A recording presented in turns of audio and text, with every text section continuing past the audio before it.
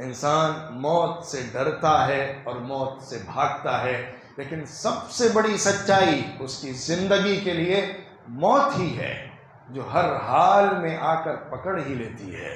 کتنا ہی بھاگے، کتنی جان چھڑائے، کتنی بار اس کو چکمہ دینے کی کوشش کرے، کتنی بار اپنے آپ کو تسلی دے کر موت سے غافل کرنے کی کوشش کرے، لیکن موت آنی ہے تو آنی ہے، اپنے وقت پر آنی ہے۔ اللہ فرماتا ہے لا يستقدمون ساعة ولا يستاخرون، جب آتی ہے تو نہ ایک پل آگے ہوتے ہیں نہ ایک پل پیچھے ہوتے ہیں، اپنے وقت پر آ کر پکڑتی ہے اور اسی وقت میں انسان کا خاتمہ ہو جاتا ہے۔ سانسیں گنی ہوئی ہیں، اللہ کی طرف سے تقسیم کی گئی ہیں، اللہ کی طرف سے گن کر رکھی گئی ہیں۔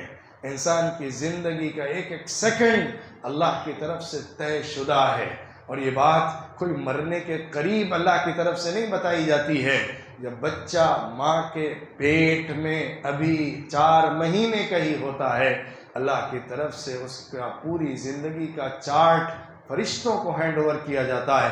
فرشتے لکھ دیتے ہیں اسی موقع پر کہ کیا کچھ کرنے والا ہے اور کہاں پر مرنے والا ہے، کس طرح سے مرنے والا ہے، کس عمر میں مرنے والا ہے۔ ہر چیز اللہ کی طرف سے ماں کے پیٹ میں رہنے والے بچے کے لیے لکھ دی جاتی ہے اور طے ہو جاتی ہے۔